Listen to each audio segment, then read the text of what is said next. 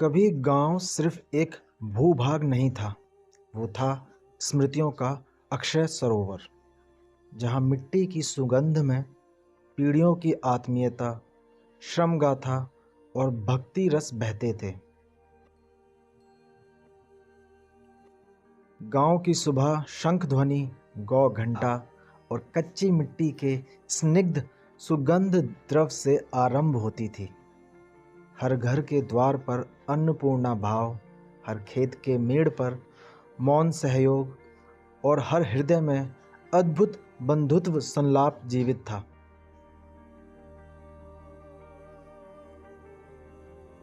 परंतु समय ने इन मिट्टी रंजित अध्यायों पर अपनी कठोर छाया डाल दी है।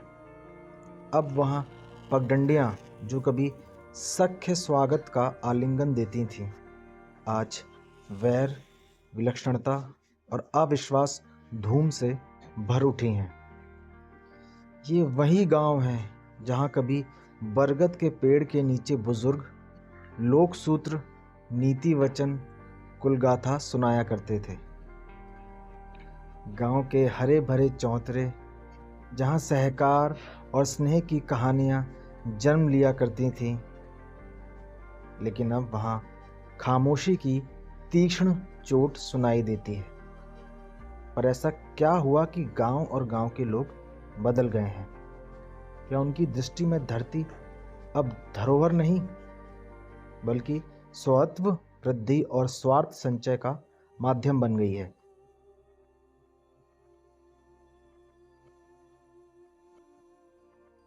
चलिए मैं आपको अपने नज़रिए से गांव के बदलते स्वरूप को, जितना मैंने गांव में रहकर गांव को जाना है और बीते कुछ सालों में जैसे जैसे मेरी उम्र बढ़ रही है, मैं गांव को और गांव में रहने वाले लोगों को समझ पा रहा हूं, इस वीडियो के माध्यम से साझा करने की कोशिश कर रहा हूं। कभी भारत के ग्राम्य जीवन को सौहार्द, परस्पर विश्वास और आत्मीयता की जीवित प्रतिमूर्ति माना जाता था। इन गांव की कच्ची पगडंडियों पर नेह सिक्त मिलन, खुले आंगनों में परोपकार, सह अस्तित्व और बंधुभाव की सुगंध बहा करती थी। परंतु आज वही धरती वैर, विरूपता और विभाजन के बोझ से दबी हुई प्रतीत होती है। समय का प्रवाह सब कुछ बदल ले गया। मिट्टी भी, मनुष्य भी और मनुष्यों के मन भी। कभी ये गांव सरलता और सादगी का अनाग्रह आश्रय हुआ करते थे। यहाँ के लोग अतिथि देवो भावना युक्त, एक दूसरे के दुख दर्द के सहभागी और हर मोड़ पर सहचर हुआ करते थे। पर अब गांव के घरों में लोह कवाट, मनुष्यों के मन में अविश्वास के कंटीले अवरोध उग आए हैं। जहाँ कभी छप्पर के नीचे सामूहिक भोजन हुआ करते थे, अब वहाँ प्रत्येक द्वार पर तिरस्कारपूर्ण निजता की दीवार बनकर खड़ी है।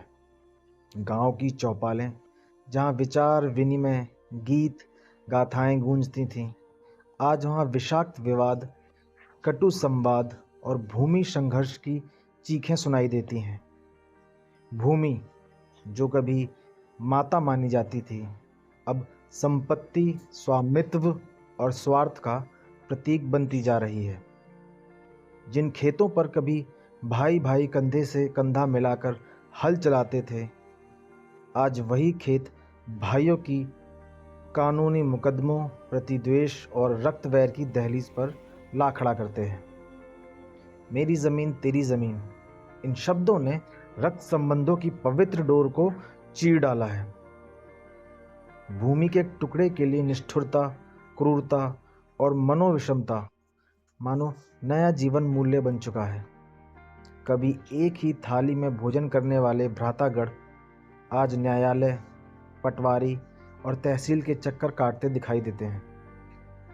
कभी गौशाला की दीवारें भी उनके हंसी ठहाकों की साक्षी थीं, पर अब वही दीवारें रंजिश, ईर्ष्या और वैमनस्य का इतिहास लिख रही है। भाई जो कभी जीवन संघर्ष में रक्षक हुआ करते थे, आज भूमि के बंटवारे में अभियोगी और प्रतिवादी बन गए हैं। कुछ लोग दिन भर पूजा पाठ में लगे रहते हैं, पर असल में अपने ही भाई की ज़मीन हथियाने की जद्दोजहद में लगे होते हैं। भक्ति केवल ऊपरी है, नीयत भीतर से एकदम खोखली है। पितरों की छोड़ी हुई धरोहर अब पारिवारिक उन्माद, मनोवैमनस्य और उग्र आक्रोश की अग्निशाला बन चुकी है। समृद्धि की आकांक्षा, भौतिक सुविधाओं का मोह और स्वलाभ प्रधानता ने गांव के भावनात्मक ताने बाने को छिन्न भिन्न करके रख दिया है। जहां कभी विवेक, संयम और परमार्थ था, आज वहां अधिकार, स्वार्थ और प्रतिस्पर्धा का शोर है। मनुष्य अब सुनने से अधिक सिद्ध करने में विश्वास रखता है, समझने से अधिक विरोध प्रदर्शित करता है और अपनापन जताने से अधिक अधिकार छीनने का प्रयास कर रहा है। वही घर जहाँ कभी 3 पीढ़ियाँ एक चूल्हे की अग्नि साझा करती थीं, आज दीवारों, अहंकारों और विभाजनों से भरी पड़ी हैं। संबंधों की गर्माहट अब कानूनी दस्तावेज़ों की ठंडक में बदल चुकी है। हर कुएं पर विवाद, हर मोड़ पर झगड़ा, हर खेत पर अधिकार की याचिकाएं ग्राम में जीवन का नया चेहरा बन चुकी हैं। मनुष्य बदलता गया और उसके साथ संवेदनाएं, संस्कार और सद्भाव भी शरण की दिशा में ढलते गए। क्या सही में गांव बदले हैं? नहीं, असली परिवर्तन तो हमारे ही भीतर हुआ है।